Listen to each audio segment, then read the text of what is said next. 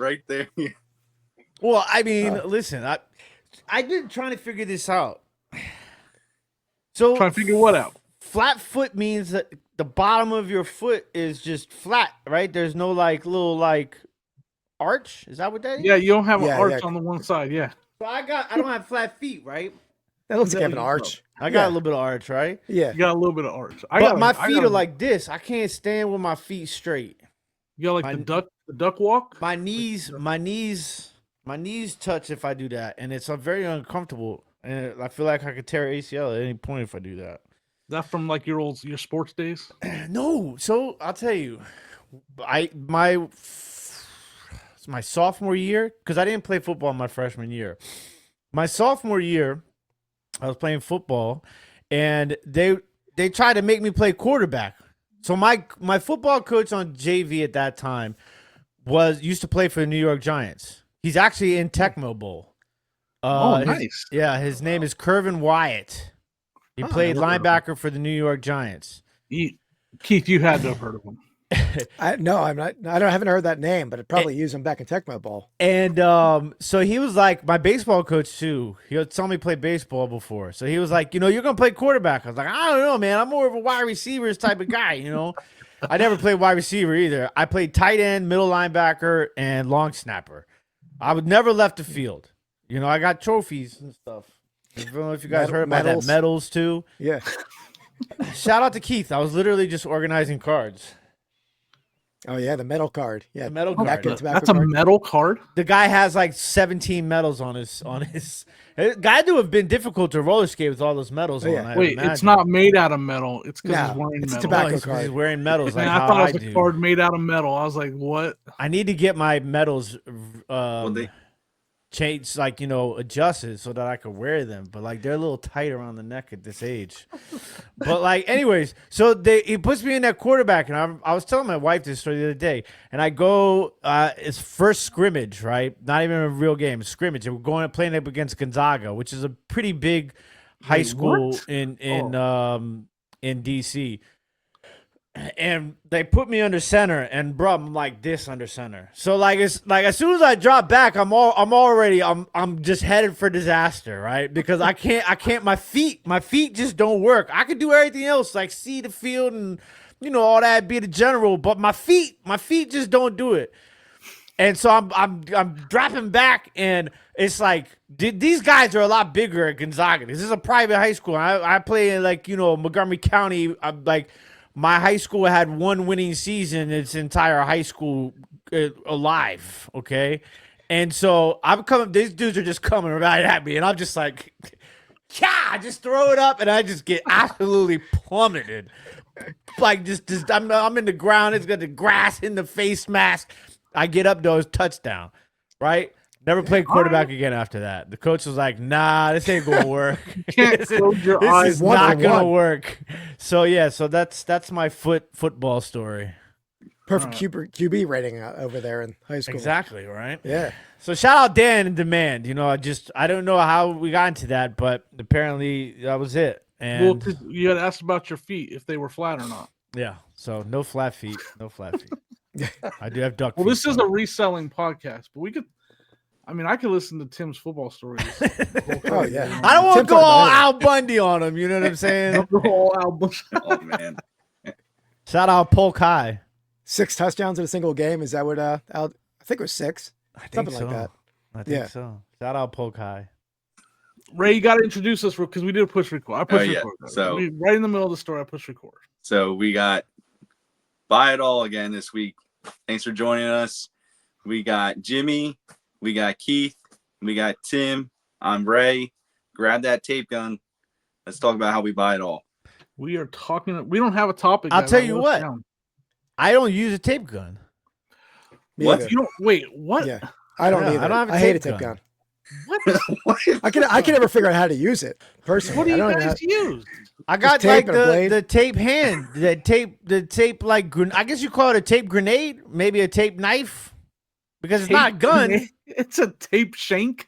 It's on like just a roll. It's on like a contraption, but it's like the handheld one. Oh, I've seen from, that like too. Dollar Tree. Nah, like when you buy a roll of packing tape, it comes with it. The little plastic thing with the serrated Yeah, edge. little red thing with Mine it. doesn't come with that. No, mine. What just kind of comes tape with- you buy though? From Amazon, I don't Like- know. I buy the kind of tape that leaves fingerprints. Oh, see, that's it. Can't do it. Won't do it.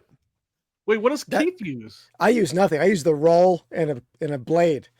I'm just like constantly trying to peel the edge of the tape up. It's a constant struggle, but yeah, I don't know. Man, I'm You like- should get, because if you're like me and you don't like the tape gun, you should get the little thing I got. Yeah, I have used I that sent before. you a That's pretty picture. good. It's legit. I use it all the time and just pop on, pop off. Yeah, I have used that at times. I think Paul brought that to the warehouse one time and I was using that. That's pretty smooth. Yeah. The guns are too big and What? A Yeah. Yeah, tape because gun? I need Draw, control man. of my tape. Yeah. yeah. When I'm With the done tape with that, gun, I don't literally feel like spin I it. have control of my tape. I'm like Doc Holliday in what's that movie in Tombstone when he's got the cup. I'm like that with the tape gun. I'm like spin. I've spin. never used a tape gun in my entire life of We're reselling. You know, the only thing I hate about my tape gun, it falls off the desk like probably 3 times a day and makes a loud noise. 'Cause Yeah, I'm you gotta be clumsy. careful. You make sure wear shoes. You'll cut your toe wide open with that sucker too. That's one of the things I'm bougie about. Though is my tape. Me too. but not the Yeah. tape gun. No, Just no, the tape no. itself. The tape itself. I use Scotch heavy duty packing tape. It's the best I- packing tape in the world. I think I use the Duck brand, Duck 360 or something like that. It's I don't know. I get it on Amazon too, but it's But pretty I've quality. I've tried to go bootleg, like on the tape. No offense I to think it's- Kevin. I love This that is why guy. you're the heel of reselling. Yeah, I know, because that tape from American Bubble Boy is the worst tape I've ever used in my entire life. yeah. If Yeah. I try to tell you, like Jimmy's laughing, right? If No, you can see your fingerprints on the tape, don't use it. It's bad tape. Mine, the one I just bought off of Amazon, 3-inch tape, 100% fingerprints all over it. Yeah, You could- I bought some tape from identify any Walmart. package I send out. I was on the way home from Ocean City, and I was like, I knew I had orders to pack as soon as I got home, and I knew I didn't have bubble tape. So I was like, let me stop at Walmart. And, my funds was a little tight because I just, was at the beach with the family. You know how it is. Thrashers, dumpsters, all the good Yep. stuff, right? And I stopped and got the cheap tape. Saw the fingerprints on the first package. I was like, damn. You What's gotta like dumpsters? Dumpsters? dumpsters. Oh, you're not dumpster diving. No, dumpsters. It's the world's best milkshake. Huh. I never heard of it. Yeah, it's pretty good. And then Dumpsters? Thrashers are the Good best ice French cream? fries in the world. Mhm. Thrashers, the best. No What are we ketchup. talking about right now? I've been Okay. to Ocean City, Maryland. They before, don't but even it's have been- ketchup there. You can't. There's Mhm. no ketchup. It's No just ketchup? salt and vinegar. Sounds pretty good. Yeah. The original Mhm. OG boardwalk fries. So we're talking about food in your area then. Well, I mean, shout out to Ray. Ray knew he. Yeah. I'm assuming. I assumed Ray Yeah. knew. We didn't have a conversation about this, but Ray is in Maryland, so I'm Yeah. assuming he's been to Ocean City before. Yeah, if anybody lives in Maryland, they've definitely been to Ocean City because it's like a day trip. Even it's when it is. There's I'm gonna not take much a around train here down like there. I'm other gonna take beaches. a train from up here into your guys' area. All right, I think there's a train that drops off right over there. This is what's. I wonder if Ray and I have ever crossed paths before and never knew it. I think if Probably. you crossed your path, Tim, I- anybody that's crossed your path, Tim, they ain't knows forgetting you, man. They're not forgetting you. Cause see, I've spent time on multiple occasions in real life with both Keith and Jimmy. Mhm. Right. Like we're not just like internet buddies. Like these are like my real friends. So like Ray, like we have to find a way where Oh, I know. I Well, live closer to you than I do these two guys. So we should probably hang out. Well, I kept seeing if you had gone to one of the local card shows, and then I was at Slade. I was at Slade this weekend. yeah, I did not go because I basically had a card show at my local flea market that I went to. Well, it's not a card show. There was enough crap there that I didn't have to go to Slade. So I always hit the flea market first, and then if I need Which to get flea more market stuff. do you go to? You said you go to North Point? Yep. See, I don't think I've ever. Is North Point the one that's inside and outside? Yeah, it is now. Yep. It used to only be inside. Now it's inside and outside. And it's like a parking lot, right? In the shopping center? Yeah. It's Yeah. the same shopping I've center. been there a Regional couple of times. Specific podcast. This is the Metro Regional Specific podcast. If you're not from their Well, area, you have no idea what they're talking about. It's I've been- the poop plant flea market. Remember? I don't Oh, know. It that's- don't smell like poop to me. You have not been there enough, obviously. Well, I can my walk out nose doesn't. My nose doesn't work very well either. I can walk out my back door and I can smell it, and I'm 5 minutes down the road from the flea market. So Maybe there's certain days they like open the vents or something. They vent off the pressure, whatever they're doing down Does there. it smell like poop? Like, does it smell like how? Because you know how you drive by the Purdue factory on the way to like through Salisbury. Does it smell like that? no, it's 10 That's not a times good worse. smell either. I think I'm getting cancer. Is how bad it is. That's not good, man. You gotta knock on some wood, You man. can't be that. You can't. Oh, Keith man. hooked me up with a. I like the flea market that I went to. Keith told me about. I did really good that day. Yeah, the Golden Nugget, Lambertville, New Jersey. That's a strong one. Yeah, You and went Ray all was the up way in my there? area too. Roots. Ray was up Mhm. in Roots up by me too. Yeah, that was a nice flea market. I like that one. It was Yeah. cool. Busy on a Tuesday. I've never seen a flea market busy like that on a Tuesday. See, that's why I'm trying to get down to Florida because like, Dave and Carrie and them, they just and Rod, they all like And Dawn. And Dawn, yeah, well, you know, me and Dawn, you get me and Dawn together, it's a wrap. Like Dawn and I could pick for hours and hours. Like there's I witnessed no it stop. firsthand. Like We got- I'm a picker. Like when we go on these trips, like I'm ready, sun up to sundown. Like I'm the type of guy that's like, why isn't there a flea market at nighttime? Like that. Like Yeah. why is that not a thing? Why is there not That's true. nighttime flea markets? I've been thinking about that for a long time. I've actually wanted to try to make one, like if I could, because it's an open market. Nobody does that. Yeah, Get some especially food trucks there. the indoor aspects of it too. Like they should Yeah. at least be open at night. They have, Yeah, like 'cause you usually know, a flip- little bar, papusa truck Yeah. on the outside, The you know. black lights up, Yeah. everything glows. Oh, Come on, man. That It's would like be Yeah. good. it's like that cosmic bowling thing where like nighttime There's bowling. there's some vintage markets out here a little bit every once in a while on a Friday night or Thursday night, but no actual flea markets. like clothing. You mean like a clothing Yeah. market? Okay. Yeah. Yeah, we see a lot of those. Yeah, I see a lot of those out here. Oh, I can contest. I like Tim 100%. It'd be like early morning. We're getting up, we're leaving at this time, and everybody will wake up and like, where's Tim? Like you think he's still sleeping. All of a sudden, he just shows up ready to go. Like he's just like you didn't see him anywhere. You thought for sure he's still sleeping. And like you're getting ready to go out the door. Like where's Tim? He's right there to go out the door with you. Had no idea he was up ready to go With my fishing vest on. with the fishing vest on. And then on Sunday, when it was his day to leave, like everybody else, like he's hitting the road. And I'm like, well, there's a flea market that starts at 5 a.m. down south of here. And he's like, let's go. Like, I'm driving home from there, but let's go. I went to another flea market after that too on my way home. Yeah, some random flea market somewhere in Ohio. Was it any better than the one I took? Because that's what sucks. Like that's the only one that I go to, and that wasn't great, right? Like, The that one was I went to, I don't remember what it was called. It was probably like it was a ways away from your house. It was probably like 3 hours from your house. Yeah, I can't do that. But it was huge. But it wasn't that good. It wasn't that good. I didn't buy one thing.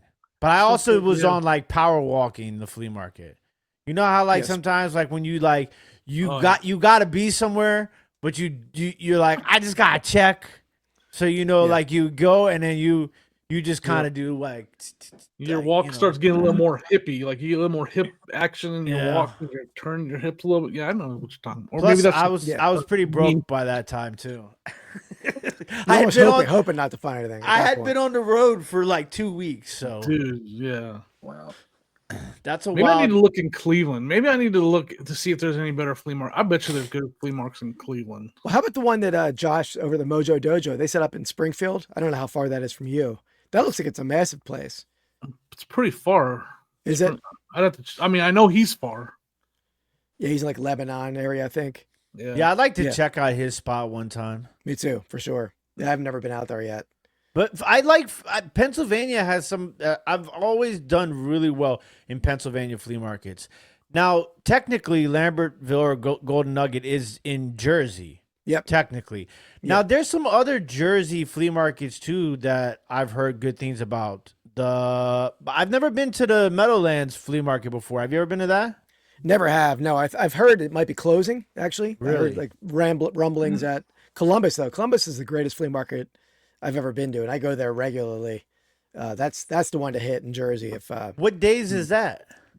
Thursday and Sunday, maybe it's Saturday too, but I go every Thursday, weather permitting. And they're open all year round? Yep. Because Yep, I I'm know going- Golden Nuggets be open year round too. Yeah. Right? Because I remember, did you guys ever used to watch Blue Bus Dave? Yeah, he goes to Columbus. He's at Columbus a lot. But he stopped That's making hard to YouTube say. videos, right? Yeah, but if you look at some of his older content, he would always be there. Yeah. He would go to both of those. And I remember he'd be out there, it'd be like 20 degrees. Oh yeah. And there would be people out there set up. I love that. I love Oh that. yeah, yeah. They're diehards there. I mean, if you go there in January, there's probably like 25 dealers there compared to April, but it's still you'll find stuff. So I might have to make it. Columbus is in Jersey. Yep. Hey, for me, it's like probably a half an hour from Philly, maybe 40 minutes from Philly. So it's not super far. So how far is it in comparison to Golden Nugget? I mean, for me, it's the same distance. So it's probably gonna be Isn't about that the a same. casino? It is. It is that too. Yeah. Yeah. What is happening? Wow. Have you ever been to Williams Grove before? No, I've heard of it. I've never been there. Is I that only? like- It might be I on do Sundays, well there right? too. Williams Grove is a good one. It's on Sundays. Yeah, because I'm at Renegers in Pennsylvania on Sundays, so I'm sort of. I've been stuck there before. Josie, I got a video of one of my early videos, picking videos. Ah, really? Oh, We went wow. To Renegers. We might have crossed paths back then. I got to check that video out. Yeah. Yeah. For those of you listening to the regional Philly, Baltimore, DC podcast, let us know your Yeah. favorite flea market that you guys go to in your area in the comments. Let us know if you go to flea markets regularly. Let us know. That way you guys are involved in the conversation. That's true. Yeah. Tell us how flea markets are in your Yeah. part of the world. Because I know East Coast were strong at flea markets, but that's not everywhere. I think Yeah. This is definitely the East Coast Vital episode. yeah, Yeah. I'm just gonna, Yeah. I'm just I gonna- went to Cali and I hit a couple of flea markets when I was out there. I was upset though because the one time the time before last when I was out there, we went out there with Josie and her family, and because Josie and her mom and her cousins and all them, they had tickets to go to the Ellen show, and so Did they get a car? no, they did not. No, that's Oprah. So. Oprah, that's Oprah. But we went to go to Rose Bowl flea market, and it wasn't open the day that we went there. And I heard was that's like, awesome. Yeah, That's high I end. wanted Yeah. to check that out. But it's interesting because there's with flea markets, there's different types of flea markets. So like the Yeah. flea market that I used to set up at here in DC is the Georgetown flea market, and it's more like now it's changed. It's different post COVID. Now it's become like a vintage clothing sort of yeah. market. That's really popular here in DC. Like really popular. Not like I can go get a single stitch t-shirt for $2 popular. Like vintage like selling clothes is like super popular here in DC now. But it used to be like an antique, like a high-end antique market. And Josie and I used to rent a U-Haul, and I mean I would bring like 500 pieces and unpack all that glass, set it up all color coordinated and everything, like, and then COVID hit and I was like, I started doing live selling on YouTube and I was like, I'm never doing that again. Like Josie and my mom used to be like, are you sure you want to bring all of this? And I'm like, yeah, you never know. Like if you don't bring it, you don't know. And then it's like, like I would make good money. Sometimes I'd make like $800 to $1,000 on a good day, like on a great day. Let me say that. But like, it was like $50 to set up, but like, it was like painstaking Oh, hours. a lot of work. Like we would be the first one there and the last one to leave. What about a booth? Do you still is that big there? Like, I have to say booth. Do you Booth? still set up like your glass in a booth? Nah, I don't have an antique booth no more. What? No, Why not? I got rid of a long time ago. Really? Yeah. Huh. Yeah, seems like a booth kind of guy. I can see it. I can see it. Now, no, like, I'm like, so now I'm very, I don't do a lot of sourcing right now. I've been working a lot on the stuff that I got from my mom's house. I cleaned out my mom's basement, and so she was just like, like I did a massive yard sale with my mom, and did really well. And then she was just like a bunch of random stuff, and I just like take it, and so like I've been like all types of weird stuff, but I've been selling some stuff like random stuff. Like Yeah, I remember those sales were awesome when we were doing on Dibdit, or it might have even been back in pre-merger between Dibdit and the One Stop Shop back then. I used to have, I mean, like, so I can go through like some of my last sales, because this is that's the thing, is that like I sell everything. Yeah. Like I am a everything seller, but I have not been. I closed my Etsy shop. I stopped cross listing. I don't list on anything right now currently except for eBay. I used to be the biggest cross lister of everybody, like eBay, Etsy, Yeah, Macari, If Poshmark, this is working Depop, for you, Grailed. I stopped all of that. the Why did scale back you is close your Etsy working. shop? Because then you started big on Etsy. I right, with the started Etsy, magazine? like Etsy. I was huge on Etsy. Yeah. But they went and when they changed CEOs, Etsy went downhill. Like I heard y'all talking a little bit about like the fees, like how they have like the offsite listing Yeah, fee, they like force you to do offsite it. selling Yeah. fees, like Yeah. you have no control over. Yeah. And and then it's like 30 cents. Was not 30 cents. What is it? 10 cents 20, a listing? 20 cents every 3 months or something like that, I believe. Like that's a lot of money. Yeah. Yeah. And like I stopped getting the traction on there, and then it was just like and then like I owed like $20 or whatever, and they just like, yeah, we're gonna close your shop down. So I was like, all right, cool. So Yeah. my shop is no longer open. I owe them money. You got the Etsy police after you, man. But because my goal right now is, I tell my wife about this. So every year I tell myself, because Q4 to me is like the biggest, like it's just Oh, it's boy. not as Oh. big as what people think. Here it comes the is. heel. Yeah. Q4 is the biggest hype beast in the world, right? Like, oh my God, Q4! What am I gonna do? You gotta have something to talk We about. gotta on the order the podcast. supplies, and I'm gonna sell millions, and oh, they're losing my packages, and like it's just everybody wants to talk about Q4, and to me, it's such a hype beast. Like, but that being said, I always tell my wife, I'm like, babe, these next couple of weeks, right? I'm gonna be in the weeds, okay? Like I'm as my guy, as the great world philosopher Dan DeMan once said, knuckles in the dirt, okay? But I never do it. Like I never like. So my goal has been, I started a couple weeks ago. My goal has been to have every single thing I have listed by Black Friday. Yeah, I thought the same thing. And so like I never do it. You know, Yeah. But I've been busting my ass and lately. you're not sourcing. Not sourcing. Not You sourcing. should be- I do a little bit of sourcing for cards, but like that stuff is like I source those cards and then they're gone, like because I can live sell them, right? Yeah. So like I bought 200 cards last Wednesday. I listed like 50 of them, and then I had 150 went straight to live auctions, right? So, and of those 50, 10 have already sold.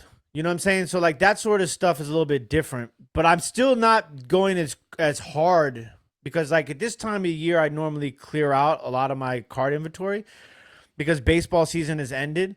So like I go through my baseball box, because I have everything is organized.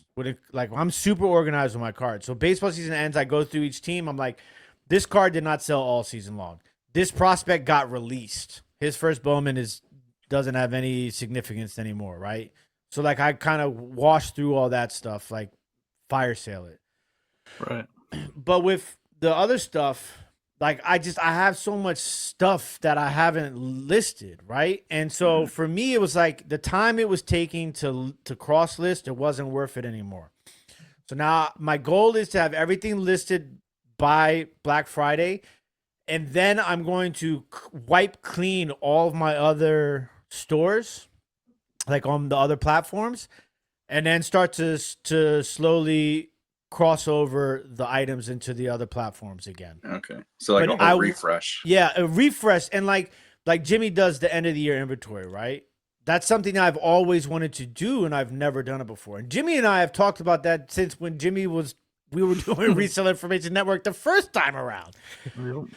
And I never did it. So like there's so many things that I know I should do, and I know I should be better at. I've really right now have decided I want to take what I do in reselling more serious. And a lot of that is also obviously because I have a kid now, you know what I'm saying? And like we live in DC, times are tough. And there's no, I've always been an open book, and I never sugarcoat anything, right? Like, and I want to be able to focus on content more. And so in order for me to focus more on content, I have to have no like stuff that I need to do. But if everything is listed, the money can kind of come in. I can focus on the content. All I have to do is ship.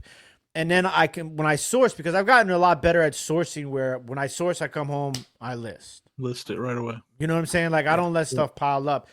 But like right now it's tough because I got a lot of like meticulous items. Like the money, man. It's not easy going through boxes of coins. Yeah. Well, I mean, that's the part where I slow down too. Like you walk up to that pile of stuff that it needs work. Like it needs something done. It's not just pictured and listed, right? Like you walk up and you're like, man, this needs to be clean, or this needs to be whatever. I need to identify what this is. I got to do some AI searching on this to find out exactly what I got. That's the kind of stuff that slows you down, right? And like you almost you walk up to and it's easier for you to go, I think I'm gonna go I'm gonna go to the card shop or something. You know what I'm saying?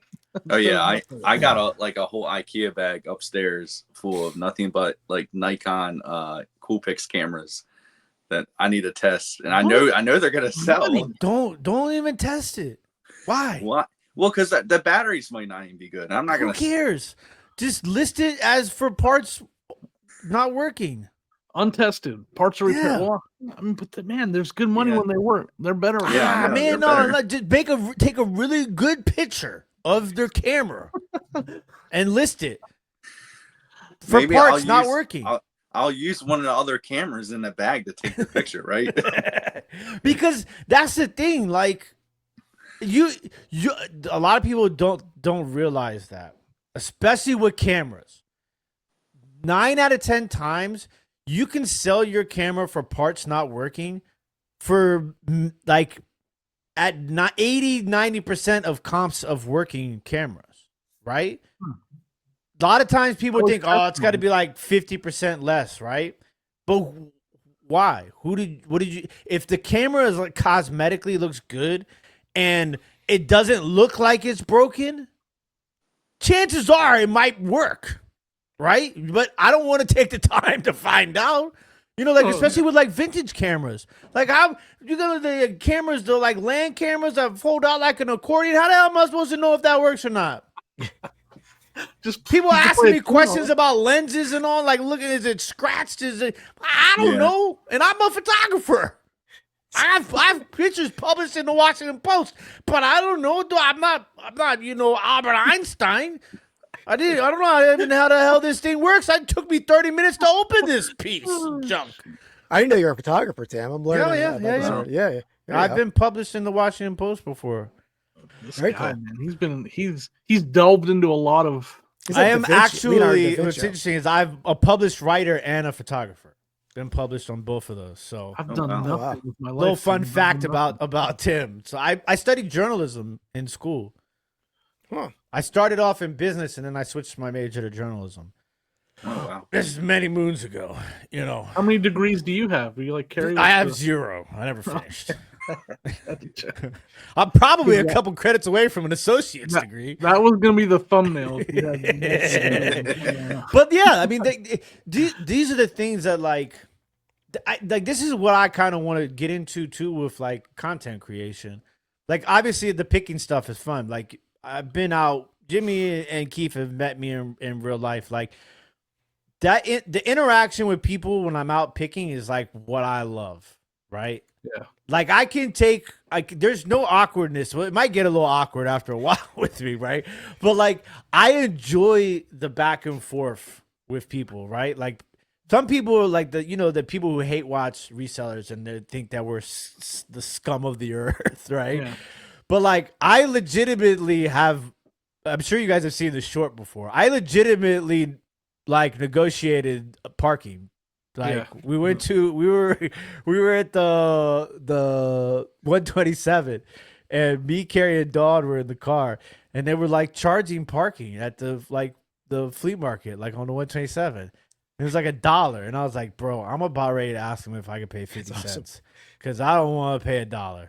And he looked at me and he was like, sure. And I was like, so like Jimmy see me like I'm a $1, $5 type of guy. Like I do not like to pay up for nothing, right? Like I am cheap. So like I will ask, like there's no shame in asking, but you just gotta do it like the right way. Like you ever seen the dude on what's his name? First of all, I hate his name because nobody should be self-proclaiming themselves anything. The king of eBay. You ever seen that guy on TikTok and Instagram and all that stuff? Nope, He's so nasty and rude with the way he talks to people, right? Yeah, So I know like, how you're of talking course, people who aren't resellers are gonna watch that and be like, resellers are the scum of the earth. Yeah. But like, if you do it in like a manner where it's like, I'm just shooting my shot. Like I'm not mad. Like you don't have to explain to me why you're not going to take $5. You're not going to give me this for $5, even though you have 50 on it, right? Like you don't have to explain to me why. I'm just throwing it out there. I'm just putting the feeler out in the universe. Okay, you know. But see, like, here's my problem with my problem, and I know I think Sonia's kind of helped me with my problem with what you're talking about because I struggle with negotiating and I struggle with that conversation because I figured out I'm like the Terminator. Hear me out. I know I look nothing like him, right? But I'm at that sale and like I'm scanning items, like I'm processing, and I probably got this like really serious scowl on my face, right? Like I'm just like and then when it comes time to go, like I'm like the Terminator when he tries to do a smile, it's like a really face off. Like it's time to negotiate, and I just been in this mode of picking and scanning and looking and thinking, and then all of a sudden I gotta put on a smile and try to do a negotiation, and it just don't work. Like that switch doesn't happen fast enough, and so like. And like I know that people are like, if they're watching me, they're seeing like, what's this guy doing? And so like, Tim walks up to a sale and he's already laying it down. Like he's already putting in the work all the good guys all the good pickers I picked with. That's what they do. They walk up. They're not doing it on purpose, but they're already laying the groundwork for that negotiation at the end. Yeah, like if you walk up to a yard sale and they're like 70-plus-year-old women, first thing you say. How you young ladies doing today? You got a sweet talk immediately. I mean, I've done some I've done some sweet talking. That's where I'm like Jimmy because I'm all business. So I get in that mode and I just can't get out of it. Like I'm just so focused on everything, and I've gotten better. Too Like, serious. We all get that. I get the same way. You get laser focus. I don't negotiate a ton in my videos. I feel like sometimes I'll just pay asking. When you buy from the same people over time, you just sort of they give you a good price to get go. But I know Tim is a master negotiator, as is OBX and a lot of those guys. Yeah, I mean, me and Eric have had Eric and Cernock and Leroy, like one of the first times we went to like the 100 Mile with Kevin.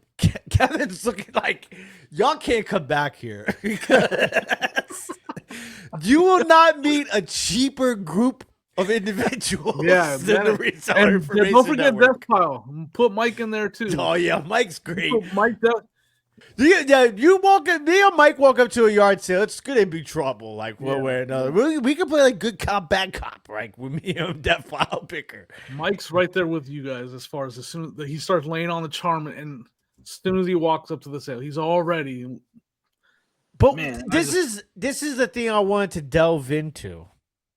Oh, I like there you go. You know what I did there with content creation is, I feel like there has to be a way to let people know that they don't have to do things the way that everybody tells them to do it without being a douchebag, right?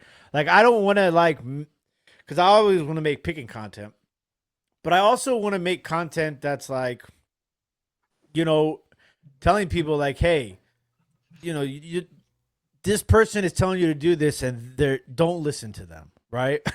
Basically. But I want to do it like in a manner where it's like I'm not like being mean or anything, but I want people to know that there's alternatives to doing things. Like I feel like that's one of the big things with reselling is like there's like these rules and these laws and these things that you're supposed to do. Like, like I get into it all the time with people. They're like, I tell people like, I don't accept returns. And you're like, what are you, some sort of noob? Like everybody has to accept returns. You're just going to force your hand to take it back. eBay always sides with the buyer. And I'm just like, you're brainwashed, my friend. Yeah.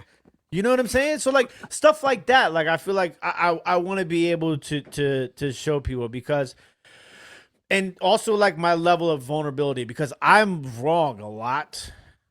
Okay, but like I learn. Like that's how you learn. Like you're not gonna learn how to do things. Like reselling is so crazy because you can't always do things the same way over and over and over again, right? Right. Like the game is all like I always like one of the things I've talked about for all my years of reselling and being like on YouTube and stuff like that is adjusting and adapting, right? Like that's what I love listening to reselling podcasts because there's certain things that certain people do that like I'm like, damn, I never really done that before. Let me try that. And I like that's why I was telling, before Keith got in here, I was telling, Ray and Jimmy about how I enjoyed your guys' conversation on promoted listings a lot. Because I thought it was really interesting. And then when I hear things like, I'm going to test this out, right? Like that to me, like that is what you have to do. Like you got it, man. My wall is full of poop and it's not from the baby. It's because I'm always throwing poop and seeing what sticks. You know what I'm saying? So like, that's how it has to be. And so like, I do a lot of things that most resellers don't do because they've been programmed to think that that's not allowed, right? Yeah. Like I don't accept returns.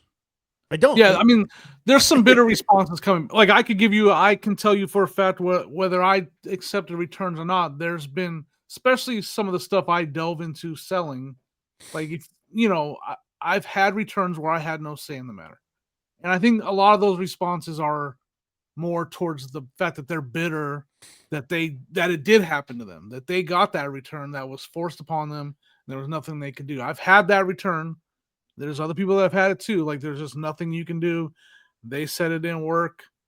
They sent it back and they still got their money back. I know there's ways to fight it. And I know that right there. What did we talk about 20 minutes ago, Jimmy? But hold on. I've had returns that I got it back and the item did not work.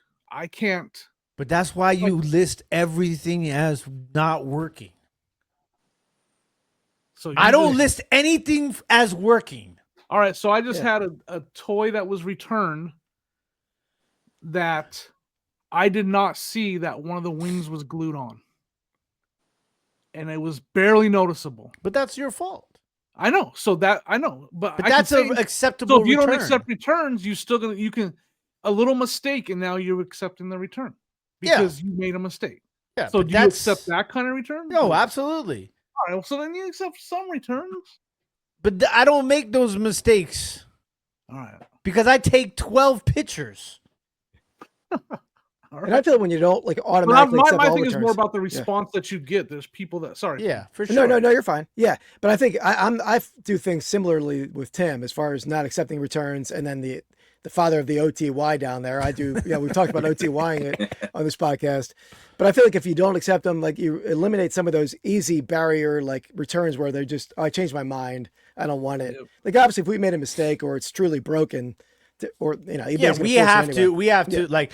I've made mistakes like that before, obviously. Yeah. We all have, right? Like it's just sometimes you miss something, like it happens like that, and that you take the L on, but like if you openly accept returns, Like this has always been my mindset. If somebody sees that I accept returns, I'm automatically like become prey. Right? Yeah. So The like argument people, is always going to be, does it help your search? And I'm not saying it does, but that's going to be the argument. yeah, so like what is the argument that people have for accepting returns? Because they want to be top rated? Isn't that why people accept There, returns?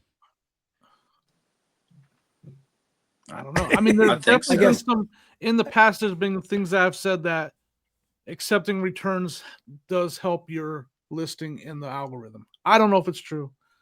I did ask Chad about it recently, and eBay is actually stepping back from their stance of the whole we want free everybody to have free returns. Like we're really pushing that.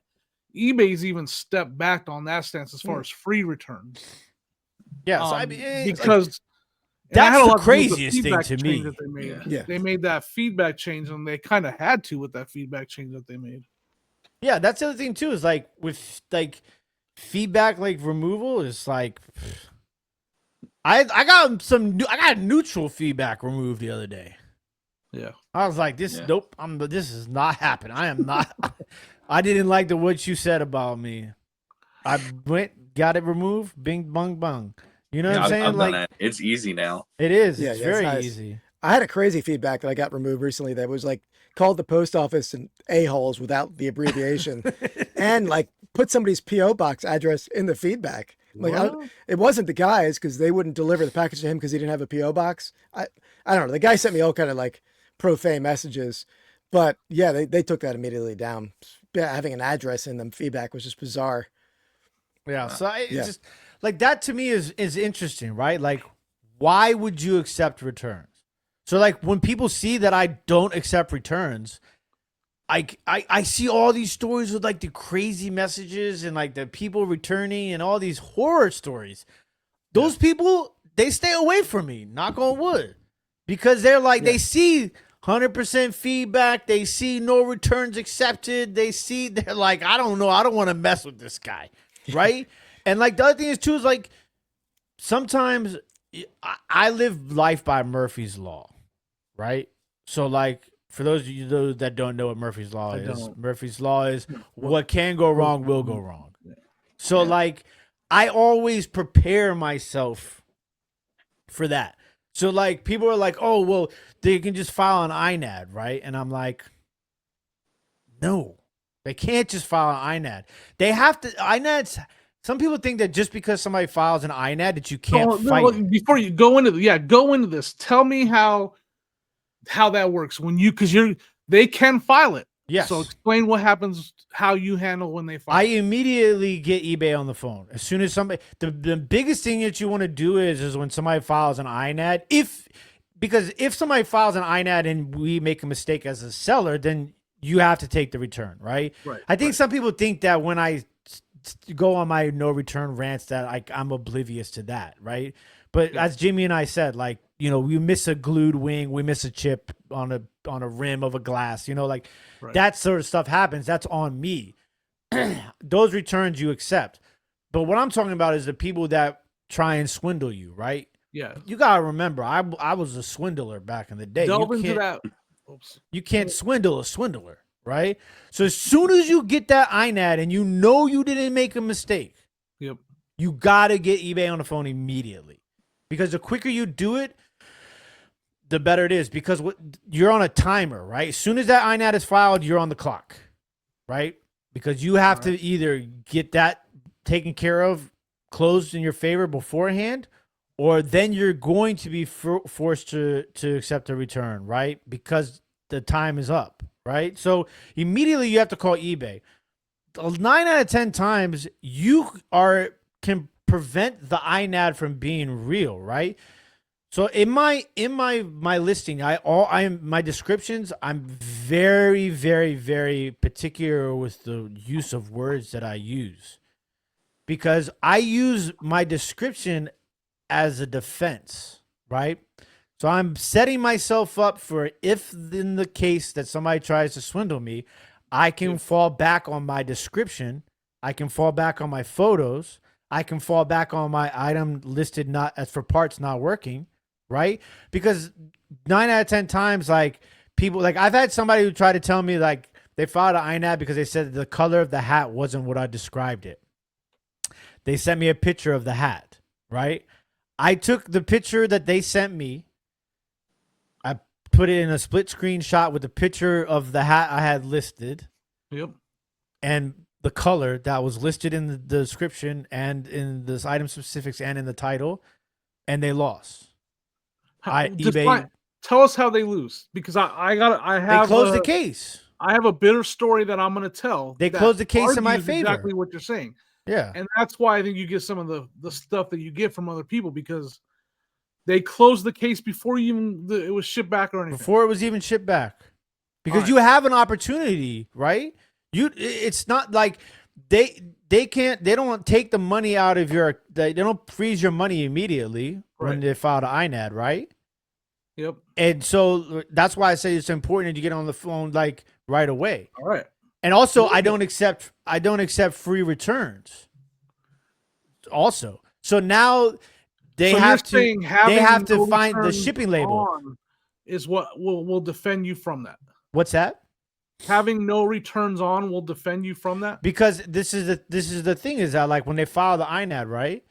They have to how do they ship the item back? They need a label, right?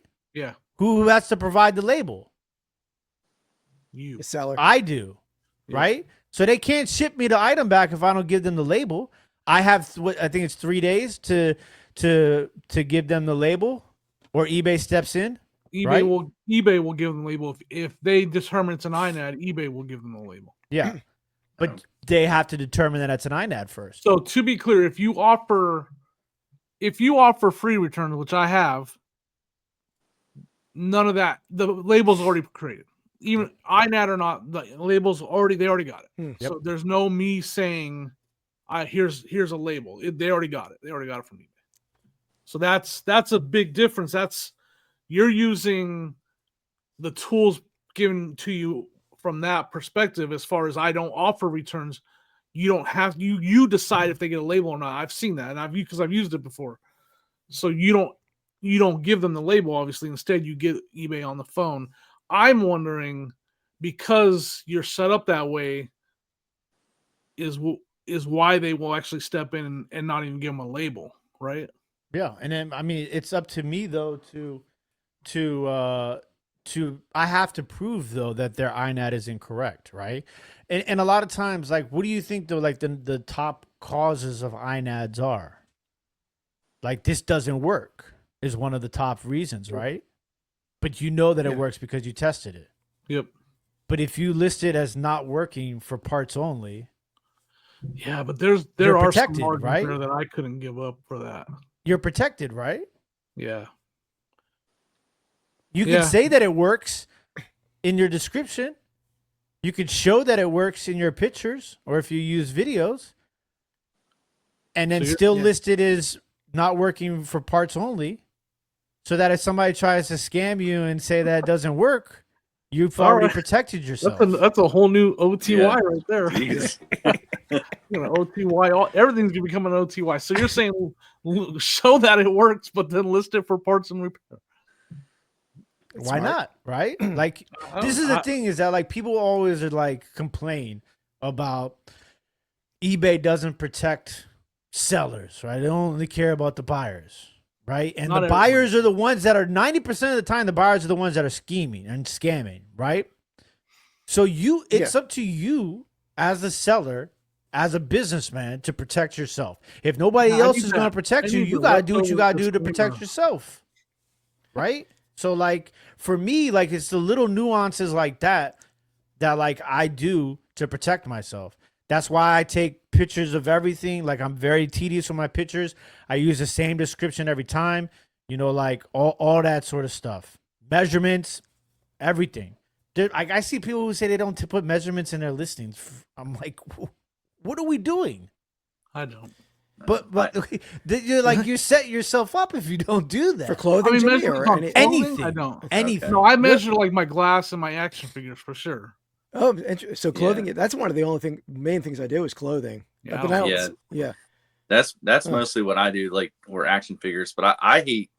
I'll actually put the measurements in the description, and I don't know what it is. Like, it's like nobody can trust my measurements in the description. They want to see a picture of the measurements. Yep. I don't know why. I get that some weird stuff with. I had this person who I have this pair of Italian dress shoes, and they wanted the measurements from the heel to the toe, and then they had a name for it, which is the widest part of the sole. And I was like, all right, that's another thing too. Is people complain so much about people asking questions. I like when people ask questions, right? Because then I know, right? That's the other thing too. Is like that's another thing that protects you, right? Yeah. Your It's going in your messages, dossier eBay for messages, that eBay messages are your best friend. I mean, I don't like them as far as I don't like having to get up and go answer the Yeah, like that's the part I don't like. I mean, Oh, I don't yeah. care that they come in. Like I don't care what they're asking. I just don't like the actual having to go figure out what they're asking and answer it. But you'd rather have them ask you that question before they buy it than after they buy it. Because I Yeah, hate for sure. when that happens. Oh. I'd be Yeah, I like, mean, like, someone else. I can't even quote, but like someone asks me a question and requires me to come downstairs and go find it on the shelf and go check what they're asking. Like that physical action of doing it, I'm whatever I have in my brain was wrong with my brain, just irks me. It just oh yeah, irks me. So, everybody. so in the Because moment, I'm irked. it's annoying. Yeah, Especially if you don't have, like, what about people who have their stuff in a storage unit? right. Yeah. Yeah, well, yeah, exactly. I used to Look kill down me. the I used to be road. like, What you're picking. I can give it to you tomorrow afternoon because, like, you know what I'm saying? Like, I'll be going to the storage unit, but now that I have the shed, it makes it a little bit easier to do that. But it's just, there's so many things like that, right? Like, I think an important thing to say though, like because I agree, the part I agree with Tim the most on is because I'm with you. I do everything almost opposite of Tim. I really do. But the big thing is don't complain about it. Like if that's how you run your business and you offer returns and you this and that, like don't complain about it. Just like I deal with those things. I'm not. Yeah. I'll talk That's about true. it with my friends on the podcast. I'll vent a little bit. I'll vent to my wife about it. But like, don't go every little thing that happens. Go to social media and just rip eBay and cry and complain about it. Like, just be a business and deal with it. you know who's really good that I like to listen to and watch when it comes to like the nuances? Justin Resells. You ever seen him before? I don't think so. No. I highly recommend you guys watch him. He's a very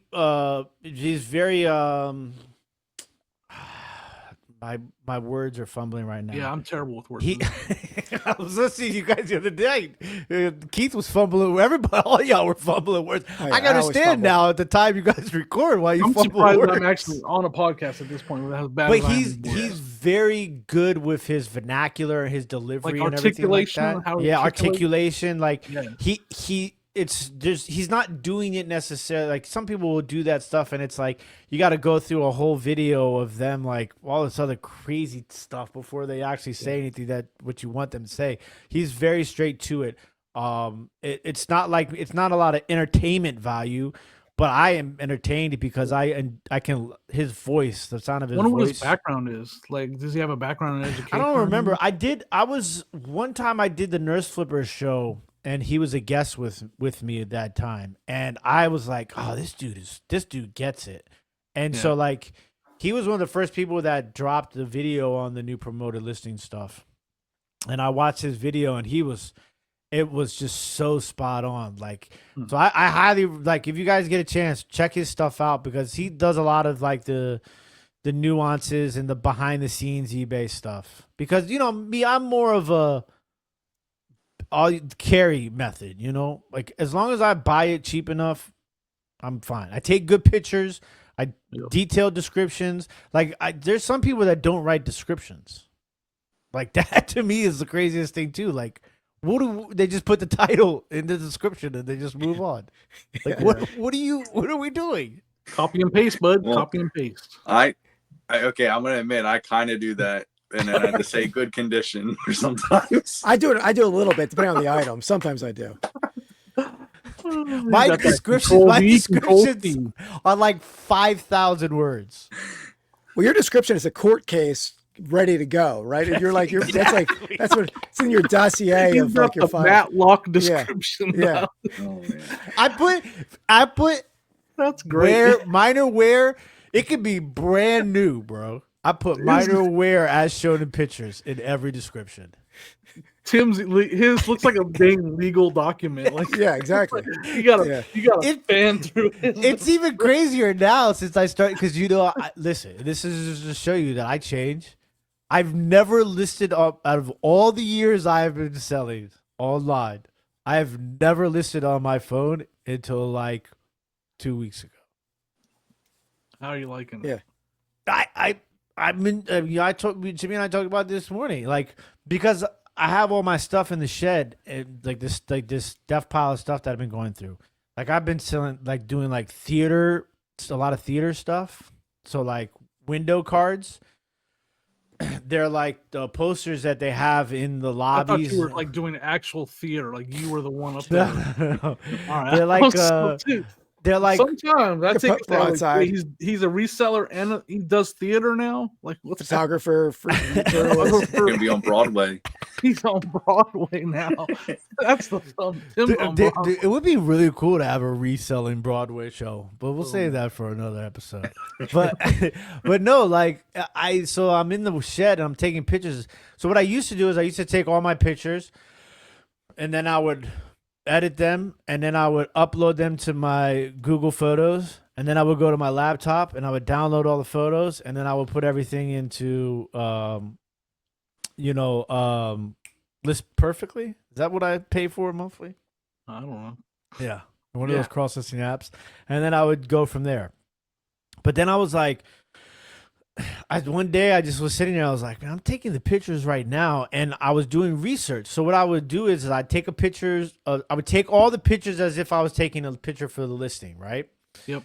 Then I would go to ChatGPT and I would put in the prompt, identify this item and provide an eBay title and price. And then I would upload all the pictures that I would put in my listing. This stuff's so different. So that it has, like, it shows like if there's like damage or something like that, like it can take that into consideration. And then it would give me like this whole like spew of item identification, and it would have like all the details of the item. And then it would have like a background of the item or the subject of the item. And then it would give me a price. And so I basically, and then a title. So I take that title and I was like, oh, I have all that information on my phone right now. Let me just try to do this on my phone, list the item. So then I would just list the item. I take the title, put it in there. Then I would take the identification information and the background information of the item. I would copy that, put it into my template that I have on my phone, which has like all my like, lawyers talk stuff for my description. And then I would copy all that, put it in the description of the eBay listing, and then I list the item. So that's how I've been working for like the last like 2 weeks. I've gotten over 1,000 listings for the first time ever now. Nice. And so like that is how I've been, operating. Now obviously like sometimes like I know that the information came back wasn't right. And so I would correct them and be like, you sure it's not this? And then they would say, yes, you're correct. And then it would recalculate all of the information for me, and I would use that information. So that's kind of how I've been doing it. I mean, I remember. Oh, sorry. I used to list on my computer all the time, and then it's been like 4 years ago. I switched to my phone, and I haven't looked back. I'm like 98% my computer. Do a little bit at work when I'm at lunch. Like I'll have a card on my lap. We talked about it before. Like I'll list in my car. Tim, I'm not sure if I don't put words in my mouth. Are you not like a fan of watching you on Listing and Loafing of like the AI listing softwares? So because that might like limit your detailed descriptions because you can't really trust GPT or AI to create those kind of detailed protecting descriptions that you do. Yeah, that's the biggest thing I worry about with AI description is like everything you just said. It'll put in stuff out there. You're like, no, you can't put that there. So this is my thing too. I get this a lot. Like I I'm very vocal, right? And like I can come off as like a hater a lot of times, right? And I understand. no, I not at bring all. that on myself. Am I freezing? No. No, Okay. no, you're good. No. All right. So I can come off as like a hater sometimes. And it's not that. I just like I'm thorough. So I like to question things, right? Yeah. I want to know something because I like to try everything, right? And I would like to try List Easier. And now thanks to the Buy It All podcast, I know that there's a little bit more of a possibility of me trying it Yeah. because of the new thing. Like when it first came out, it was like $70. Like, bro, like I'm Yeah. good. The new program is awesome. You're right. That like the $70 for 1,000 listings. That's a big plunge to take.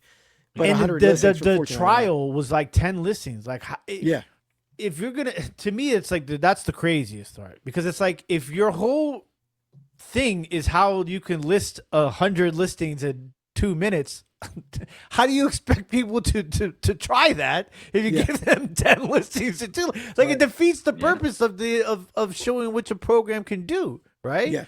So like for me, and I'm an everything seller, right?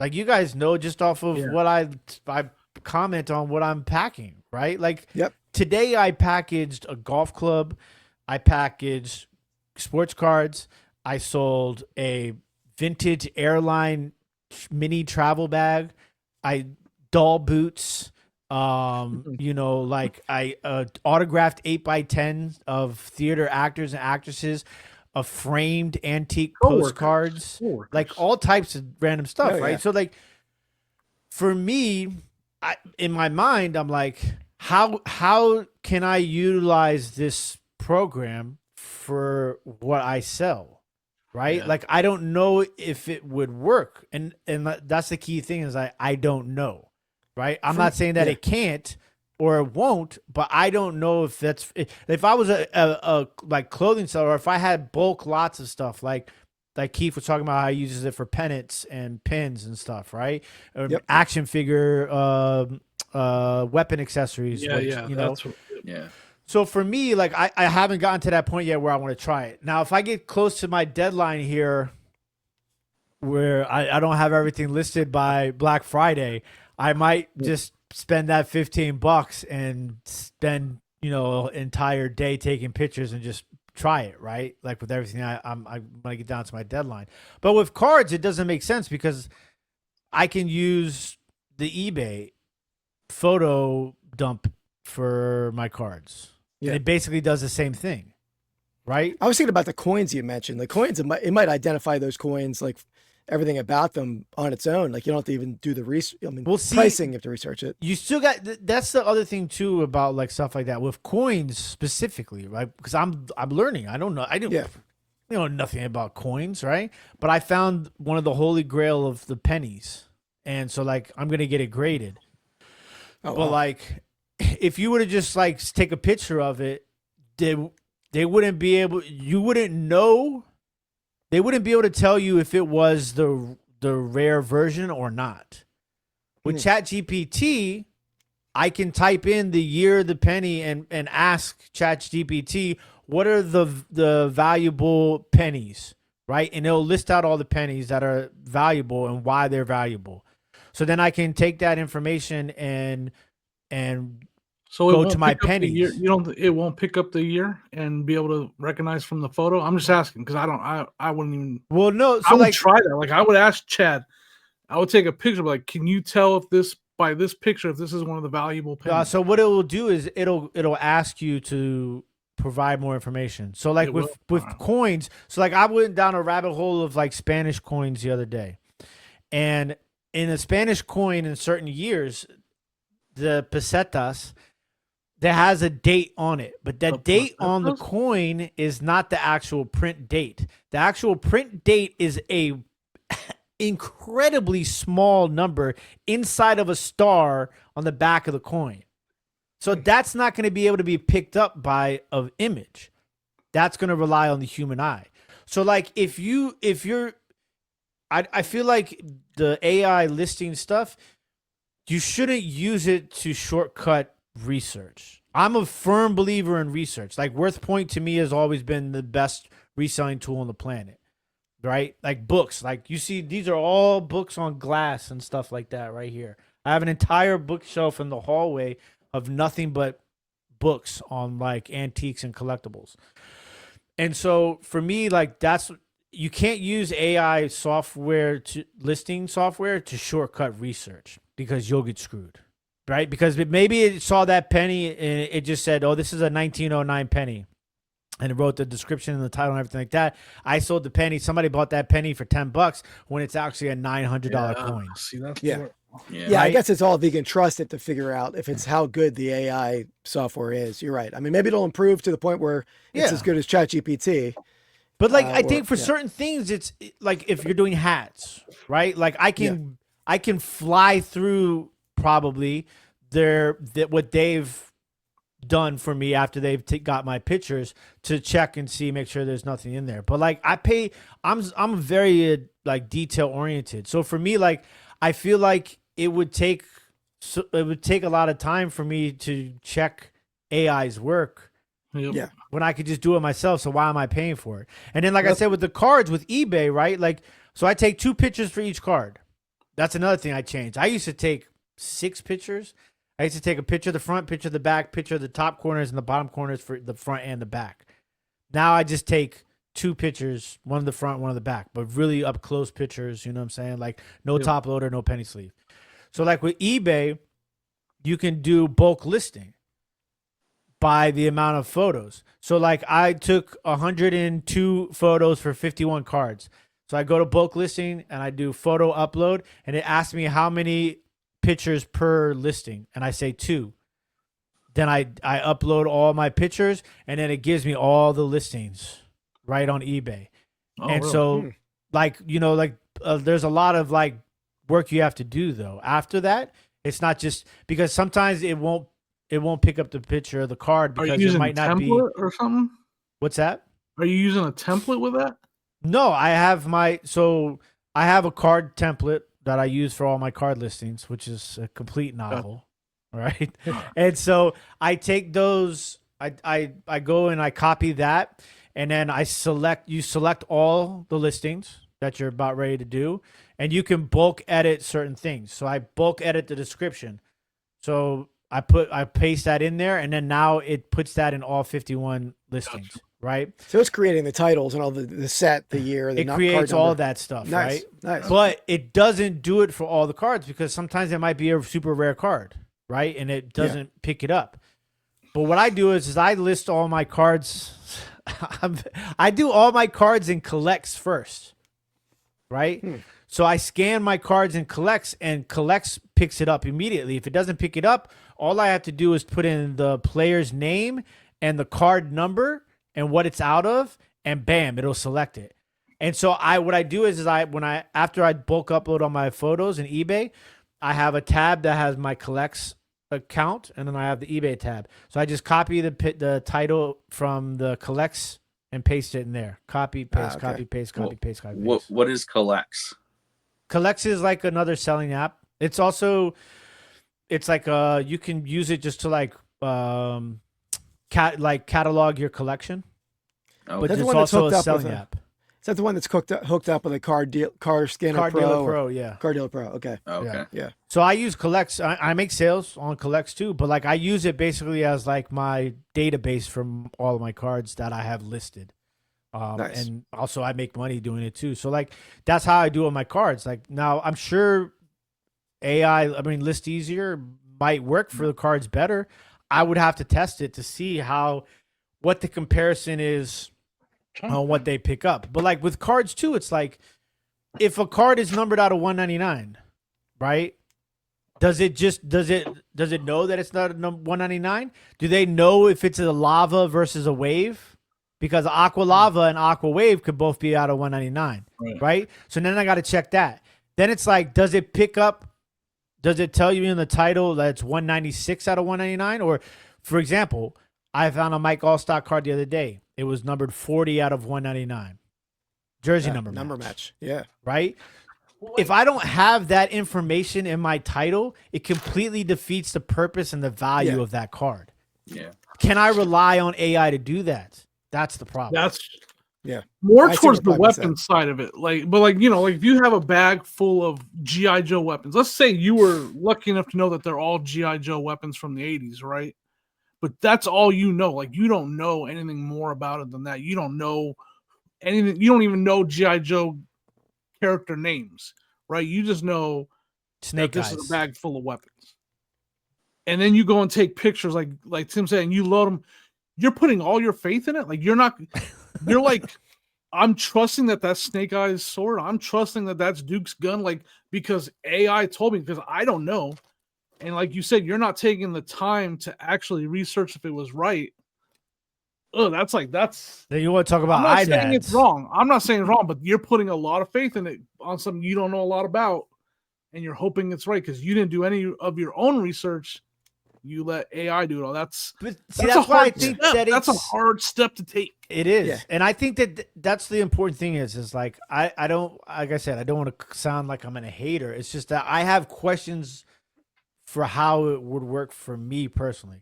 Now there Yeah. are people who have thousands of listings and they have hundreds of the same thing, and it might work really well for them. Like I'm sure it worked. Like I've seen Kevin talk about how it works for him. I've seen Keith talk about how it works for him. You know, it works for people.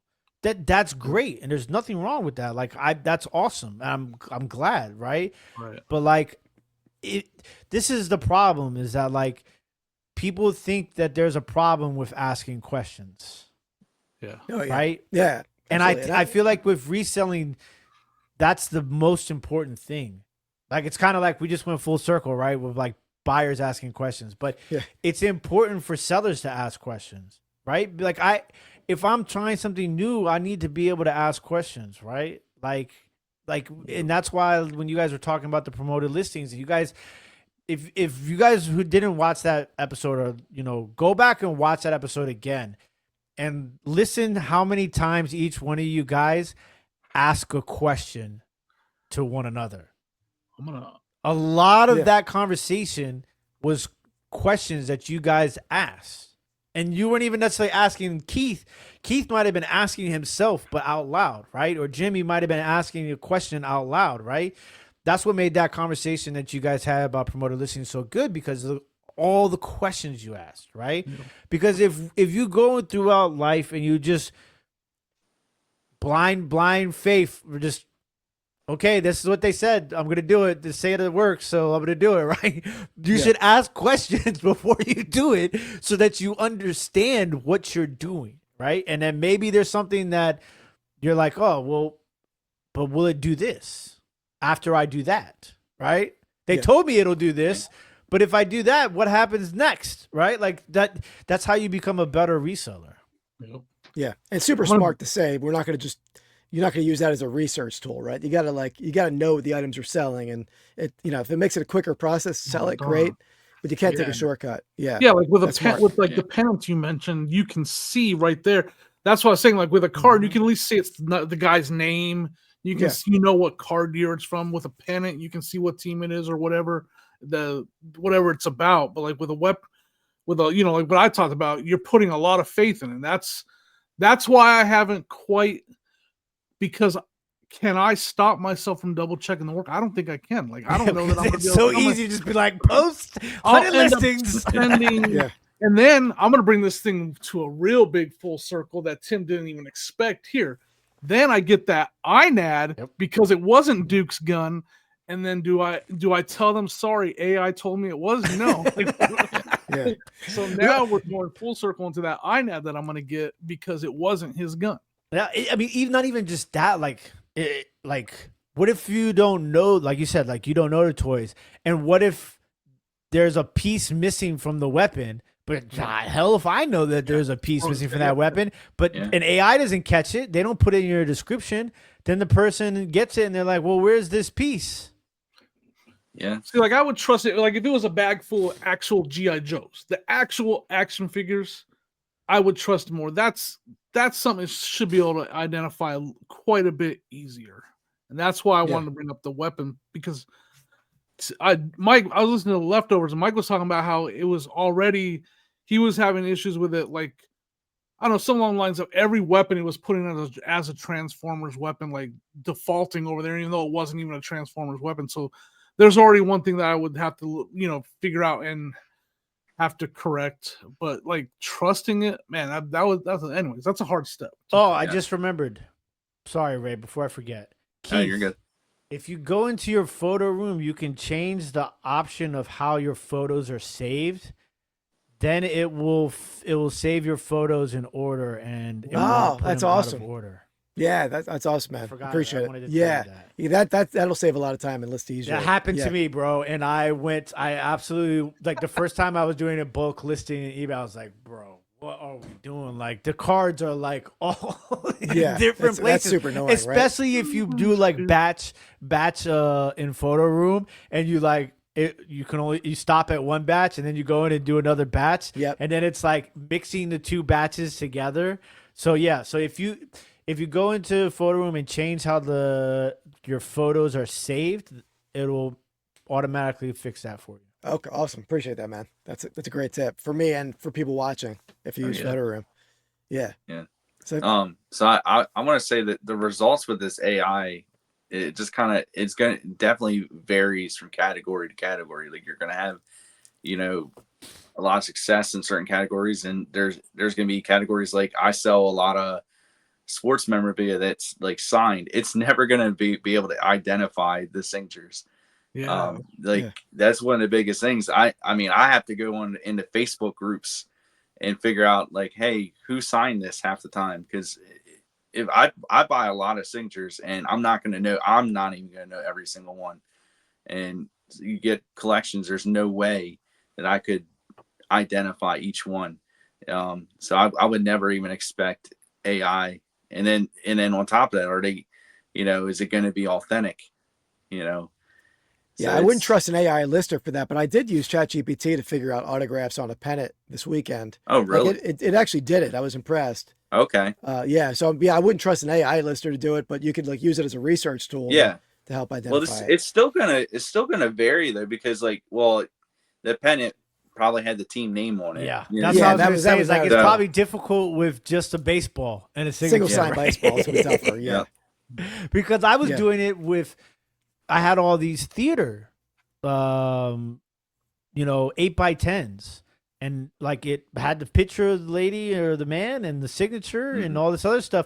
But like, I can't read the signature like this, right? Yeah. And I have no idea who the person is. But like, it with the two pieces, the ChatGPT did a really good job with it. There was like maybe like 2 or 3 where I was like, I don't know. I'm looking at, because sometimes like somebody will tell you like in your Facebook groups, right? And some people put out all types of different names, what they think is on the baseball, right? And so when you get a name, you go and you look at it and you're like trying to follow the letters and the signature, and you're like, turns it over. That's definitely not a T of the first letter there. So like, you can scratch that name off. Now you go to the next one, right? Like, so like stuff like that, like it's been super helpful for me, like with those. And what's crazy, because with ChatGPT, like that prompt that I told you guys, it's awesome. It'll give me the name of the actor, the show that they were in, the time that ran, if they won any awards for that show, and then like all that background information. Like, and then like when it gives you the price, it'll tell you. That's why I include all the pictures, like it would do for my listing. They'll be like, well, it does have a little bit of damage, so this is going to take the value down a little bit, and this is why I think it would be at this price. I'm gonna tell you what's crazy. I haven't even been checking columns. Nope, I haven't even been copying. I just been going whatever ChatGPT tells me. All right, hold on a second. So I could be way off on some things. Tim. All this meticulous work you just got done telling us about, and you're not even researching and legal documents in your description, and you're not even checking the price work that it's doing for you. Well, it's got to be more trustworthy than eBay's suggested price, right? Oh yeah. Yeah. Oh no, oh, dude.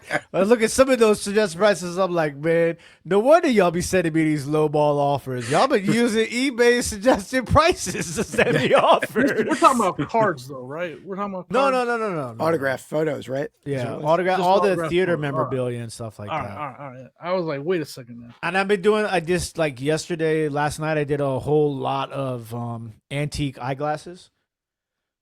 Like I love picking those up. For those of you that don't know, I'll give you a little bit of information. I just Uh-oh. happen to have a pair. Oh, so Oh. you know, These we are went gold over this with framed, you. too. Me and you went over this, Nice. right?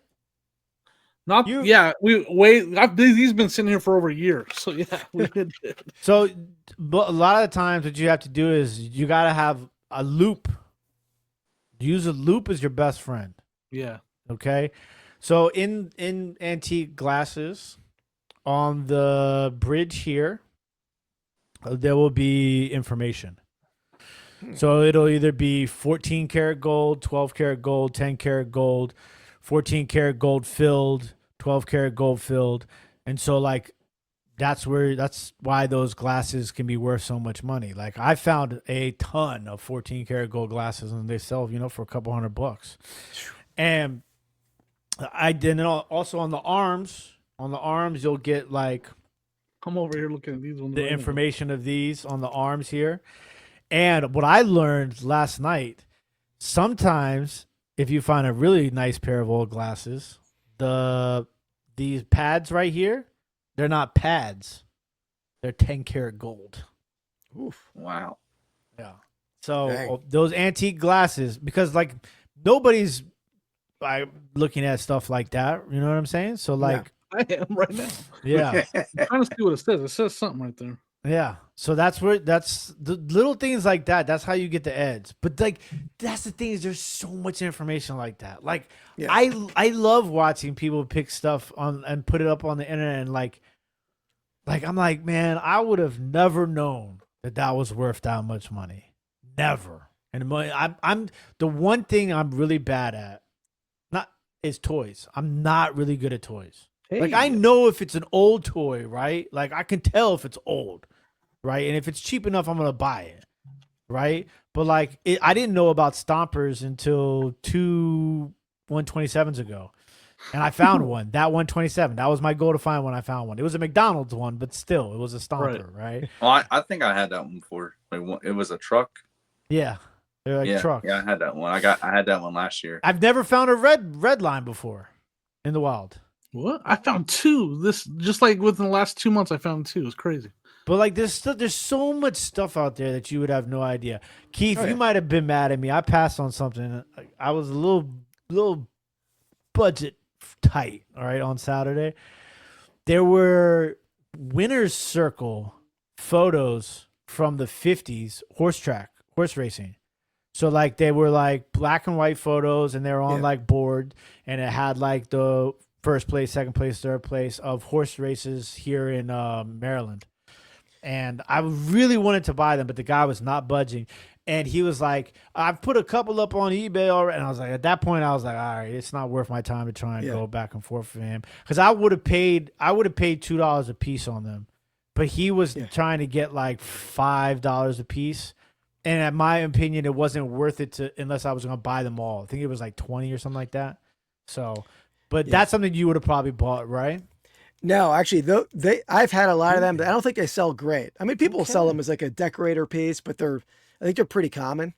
Probably every race, every horse race that day, they took like 3 photos, winner, place, show kind of photos. So yeah, I don't think. What if they were from a certain horse track?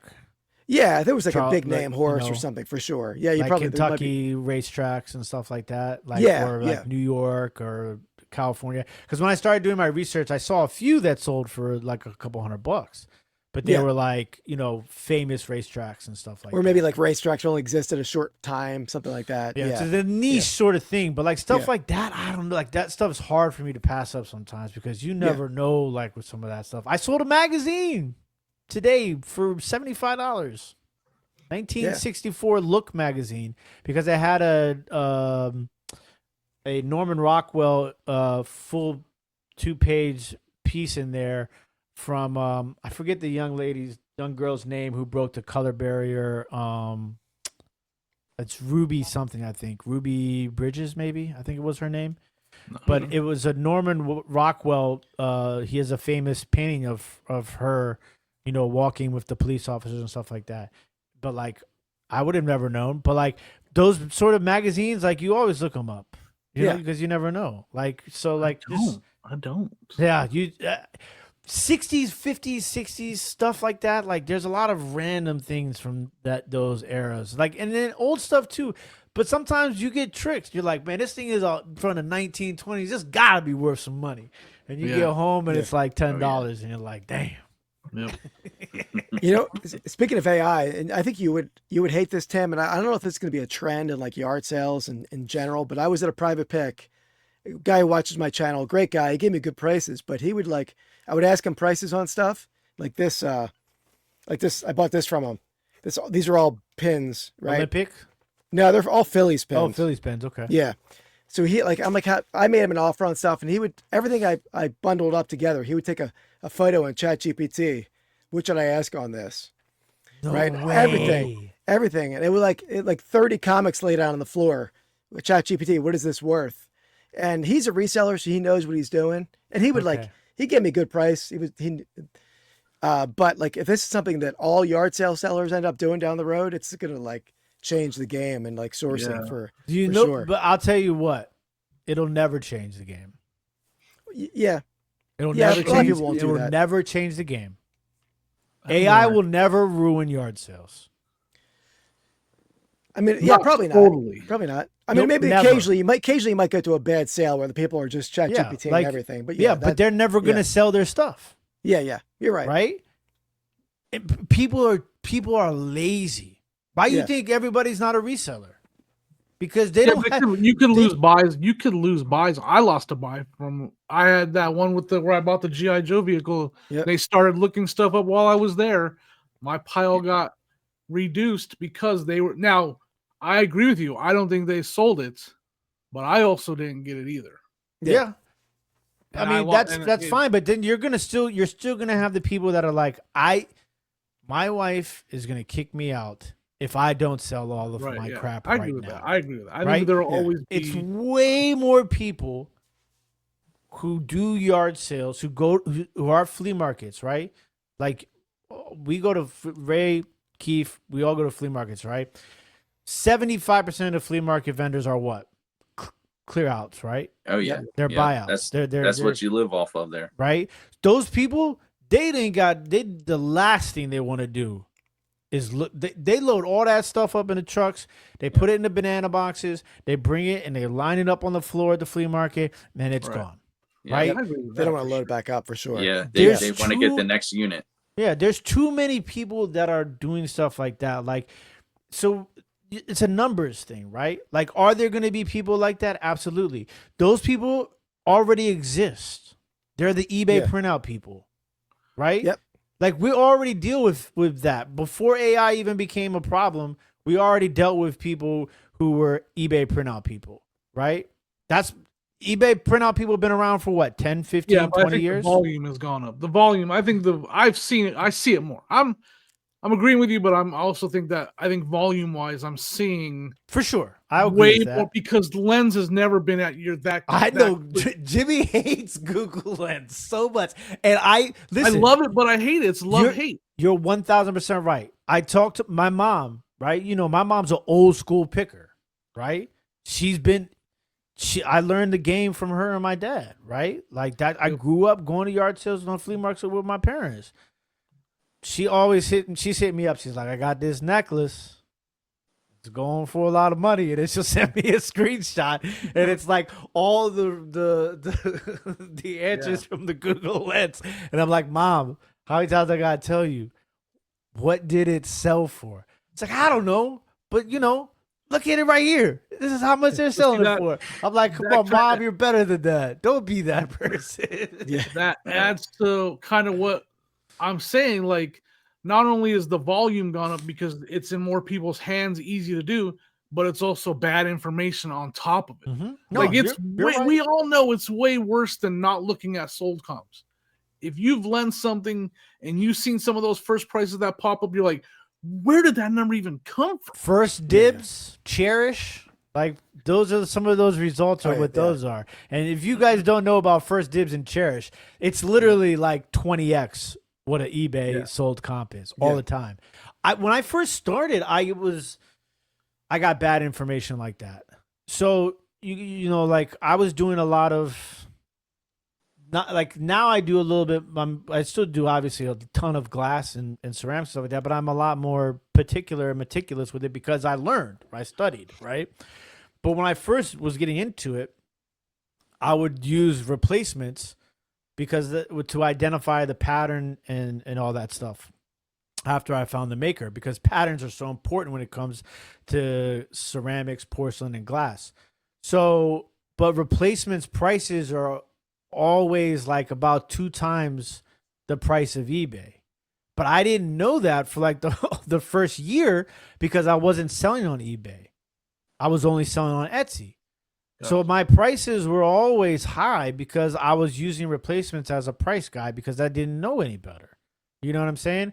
So like this, it's interesting that like, you know, now I feel like I deal a lot more with stuff that doesn't have, like, I don't necessarily have to rely on comps, right? Because I'm sure Keith understands this. A lot of times I deal with a lot of like rare stuff, right? Yeah.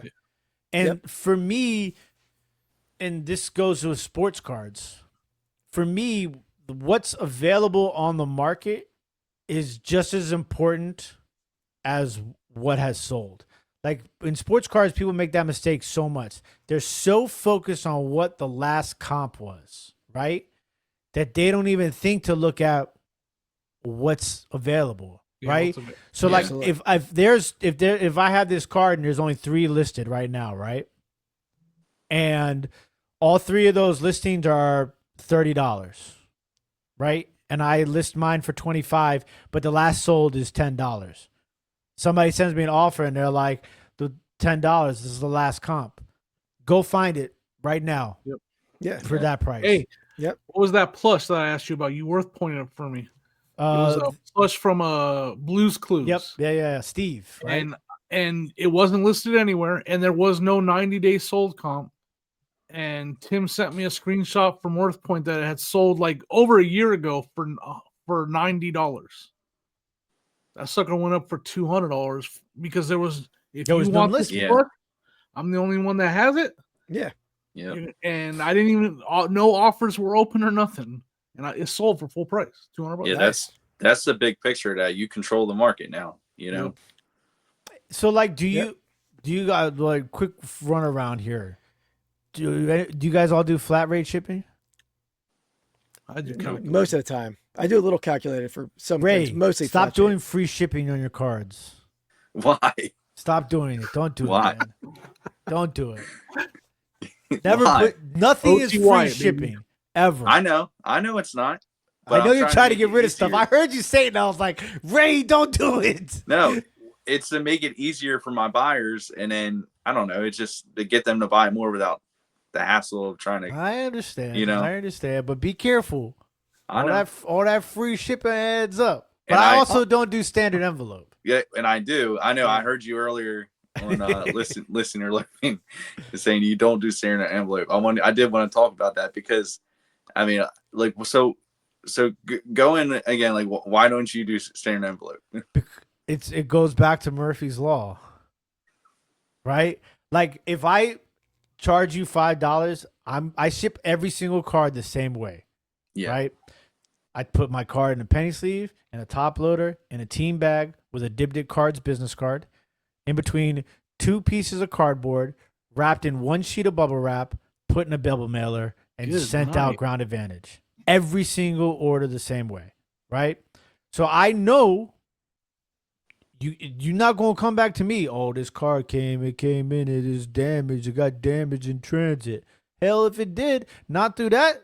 Not through what I just told you I put in that card, right?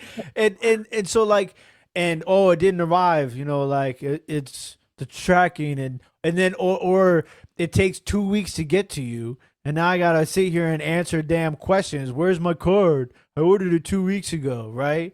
And like I just avoid Yeah. all that. I avoid Yeah. all that. And Well, I eliminate all of those buyers because 90% of the buyers that are the worst buyers are the buyers who are buying the cheap stuff. Right? I eliminate all those buyers. Most of the complaints and the annoying buyers, and everything, they don't come from the people who buy $200 items. They come from the people who buy $5, $10 items. I eliminate all that, right? I do $5 flat shipping on all my cards. They all ship Ground Advantage, and I do free combined shipping. So what that does is that encourages somebody who there's a $10 card that they want, a $7 card that they want, but they don't want to pay $5. Bro, go get yourself 2 other cards. You don't have to pay shipping on those. I'll combine all the shipping and then $5. They got three cards, right? It makes it in that way. It encourages them to buy more from the store without sacrificing the integrity of the item. That's true. I do remember you saying that earlier to encourage them to buy more. But I mean, I honestly, I rarely have any issues with anything getting lost or damaged. And I see, I do something that you're not supposed to do with Cinder Envelope. I ship it in a top loader, but wrapped in one piece of paper because it's not supposed to be in a top loader. It's non-machinable, considered, through USPS. It's not even supposed to be like that. But if it's just one card, I'll ship it in a top loader. If it gets to like 3 cards, it's not. But I'll might put like 2 pieces of paper or something. So, but I've never really had any issues. And when I have, but you have, yes. But have I had any issues? I don't know. None. I mean, none ever. I don't know. So it's like, like I shipped both ways though before. I used to do. Now, obviously, they didn't always have that. I should, right? That is the get off the lawn stubbornness that I should. I'm gonna tell you, like the hardest thing it can be difficult for someone like for us to have had issues to have these conversations with Tim who hasn't had because he's so meticulous because he does all because the thing is I know my luck. My luck is so I'm going to start doing standard envelope and it's all going to go to hell in a handbag. Well, don't do it around this time of year, obviously. Yeah. Like you want to do it when, it's not the busiest mail time of the year.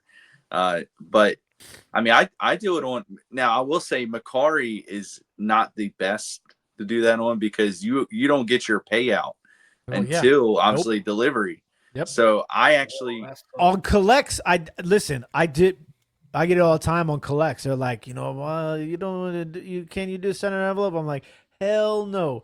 Because I'm not waiting 2 months for my $4.37. You know what I'm saying? Like that's the stuff you have to go through. Like you got to think about stuff like that. Because they really the center envelope doesn't always get a delivery scan. It really doesn't. And sometimes I've had stuff it never got scanned at all, but it's up to the buyer. Like it is a 50-50. You're hoping that your buyer is honest if you do have any issues, scanning issues. Listen, but normal people are 50-50s. If it's a 50-50, it's a 20-80 for Tim. Okay, so like I'm not playing those odds. All right, I'm not playing those odds. This makes me so glad I don't sell cards. But what about? So have you guys done? A couple questions for you guys. Have you guys done any changes so far from the promoted listing episode till now? I haven't yet. No, I do plan on doing the test that I talked about, but I haven't done it yet. I have to get on it. So you guys will probably think I'm crazy. You guys want to know what I promote? Yeah, sure. Go ahead. I promote every single listing at 9.6%. All right. I don't think you're crazy. Here's the thing that I will say about that, and I actually learned this from Tim. Is like I reset now that I've started resetting my promotion more often. I was able to scale that back a lot. I used to have a 12% ceiling with the trending with a 12% ceiling. Fixed rate, I think is what they call it. It's not fixed flex rate or something. Yeah, dynamic rate. Yeah. I used to have that, and in the middle of this year, like my sales died for like 3 months. They were terrible, and I was like, And I went in, you know, because I like to look at the numbers. I looked and I was like, man, my views, everything, clicks, everything is way down. Like, why am I paying for this? Why am I promoting that high?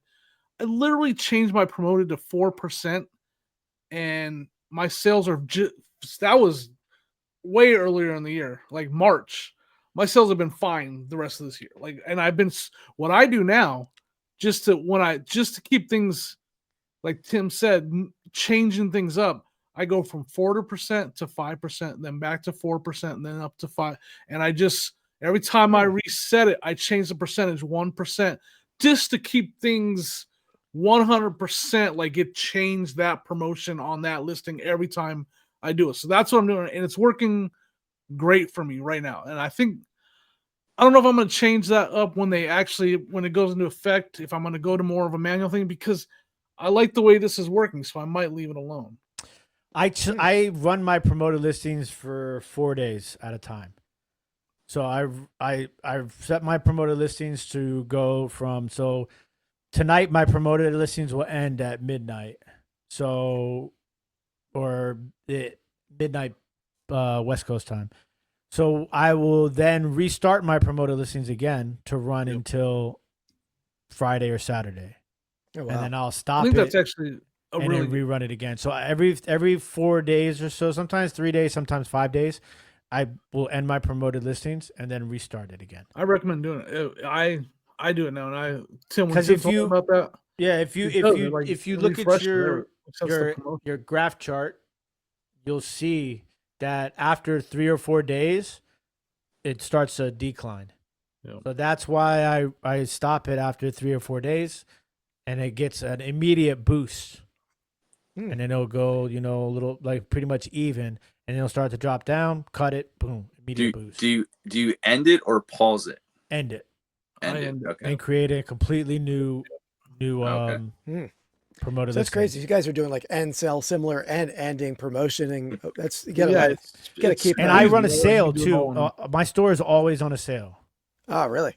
So right now, what I'm doing is, so normally what I do is I list my items 30% more than what the actual number is, and then run a 30% off sale. That's Like, exactly because if you do it any higher, it looks stupid, right? Yeah. But right now, what I'm doing is I list everything at 30% higher than the buy cost, and I'm running a 50% sale. Right. And so it is a bit of a discount, but like, but stuff is moving. You know what I'm saying? Like I packed up 25 items today, so like my store is always on sale, always on sale.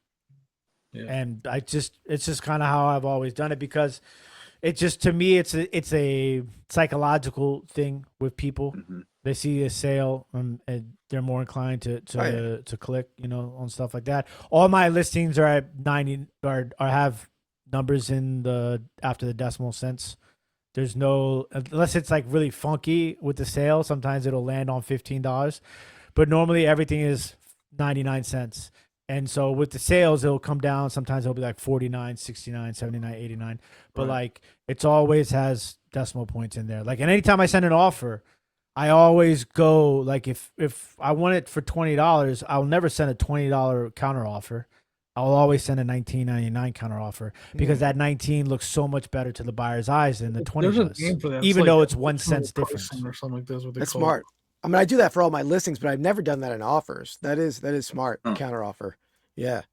Might as well do the same psychological, Yeah, because like immediately they're like, $20. Like, but if you send it at $19.99 instead of $20, like that 19 to 20 is a huge difference in people's minds. So the little things like that, like, it's smart. I'm not the best. I'm far from it, and I'm always learning, but I try to do the little things that I can do to benefit myself.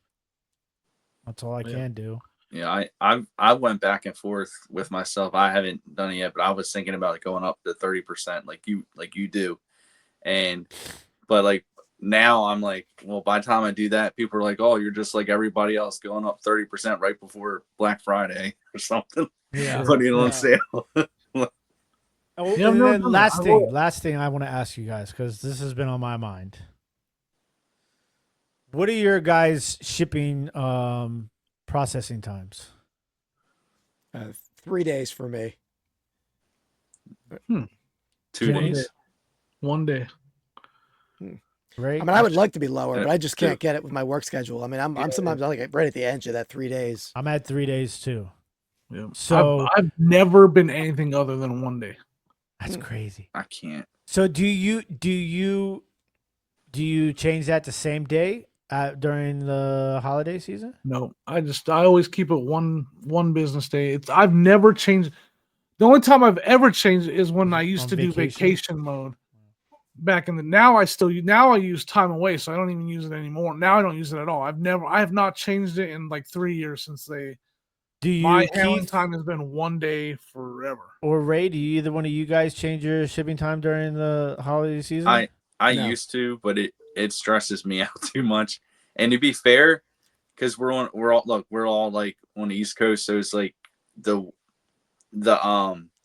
it's not really, there's not really a 1 day. It's basically, I mean, it's 1 day anyway, because I can go to bed tonight and I can go to bed at 10 p.m. or something like, or whatever, the time frame with the West Coast. I can wake up and it's going to say the sale was for, when I wake up, but it was actually the day before because somebody on the West Coast bought it, and then they want you to ship it that same day. I don't know. I hate that. I ship that item. I hate that. I absolutely hate it. I'm That's why thinking I don't about do it. doing it. Because every time if you look on eBay, whenever I'm like in the backstage of eBay, they're like 70% of sellers have seen an increase in sales of 35% or more with a 2-day less shipping processing time. Why not? My question is, why not test it? If you that's- seriously I'm want to see your thinking about sales it. go up, do it for 1 month. See how much it Well, helps. it's also one of those things sometimes, because I have so many items, like there have been times where I have so many listings that there's been times where I misplaced stuff. Yeah. It takes me more than 1 day to find that freaking item, man. Oh yeah, And it sucks. I've been there. Luckily, right now, that's one of the things I improved on this course of the last year was. That's where my inventory helps a lot. Yeah. I find out a lot of information. I find out a lot every year when I do an inventory about that. There's no question every year I find usually I find like 25 items that weren't listed that are on my shelves. And then I'll come across usually 3 or 4 that's just gone and they're still on eBay. And I love it when people were like send an offer or something, or I get a watch or something, and I'm like, oh, that's definitely sold a long time ago, and then I just immediately delete the listing. There's a lot of times you. where I'm like, I'm going downstairs and checking before I take the Well, I do that. Yeah. That's I do that all the time. Yep. You can tell by my quality of the photo, or like that's an old photo, right? Yeah, bitter. That's why sometimes I'll switch my background so I know it's an old photo. Who did that? That's there was a seller that they always change the color of their back. Is that Lonnie that does that? Leroy used to do it. Leroy does it with his that's mats. That's yeah. And that's how you could tell how old his listings were. Yeah, by the color of the backdrop. Yeah. But it's also good for so when I was talking to that eBay rep I had a few weeks ago, they're even saying it's very good to switch your backgrounds up because it makes every item in your store, if somebody does go into your store, because if you have the same background the whole entire time, it looks like the same item over and over again. So you switch it up, looks different. Remember that myth that was going around, like if you don't have the white backgrounds, your listings are not going to be found by the eBay algorithm. Or it was not going to go on Google. I'm going to argue Google. Google. That's what it was. It was Google, actually, because I went to the eBay Open, and Google was there, and that's what they said. Their representative said, yeah, because eBay told them to say that. My stuff doesn't even show up on Google regardless. It's changed. They've changed all that since. Oh yeah. They've definitely come out with AI. That doesn't matter anymore. Shout out districts. You don't gotta pay for off-site promotions for that, but them district listings be coming up in Google search. It's crazy. Oh really? I don't even know. I don't have anything listed over there right now. I just do the live sales. The only platform I noticed my listings would show up in Google is mostly Poshmark, but now I don't know, they change something over there. I haven't made a sale over there in a long time. Bro, I don't even Yeah. I don't even think Poshmark is updated on my phone right now. So who knows if I got ordered. It's awful. It doesn't matter. Even if you did update it, it wouldn't even work. I feel like Etsy shows up in the Google search for me. Etsy shows up a Yeah. lot with Lens, man. Yeah. But But But you it have to costs remember you, you, it costs you you pay for that. 67% for it though. Yeah. Yeah, absolutely. Yeah. Oh man. All right, guys, we're getting close to 2 hours over here. This has been- Sorry, the villain No, it's hijacked y'all. I hijacked y'all podcast that was today. No, Well, hopefully everybody has a bunch of crap to ship and pack. You know, Yeah. 2 hours. all I Get know is I busier. need a picture of Tim with his like dancing face on because he's going on a Broadway sign in the thumbnail. Yeah. For sure. Oh, Either man. that or in the court with his like document, Well, right? that's Like, a good idea too. Yeah. Dang it. You Yeah. can't handle the truth. You can't. There you There go. we go. That's it. You can't handle that. yeah. All right. Well, Tim, it's been too much fun hanging out with you. So for we sure. buy it all on 3. Oh yeah. Yeah. Well, let's yes, we go. better shout out the No Banger Sport Car Podcast too, though. Yeah. Go check that out. Shout out to our newest membership, Vintage Sport Flips with Yep, no that's S. true. All right, buy it all on 3. 1, 2, 3. three. Buy it Buy it all. all. Buy it all. We gotta practice that. Are we supposed to end right now? Or are we supposed Yeah, to? you gotta end it. Oh my bad.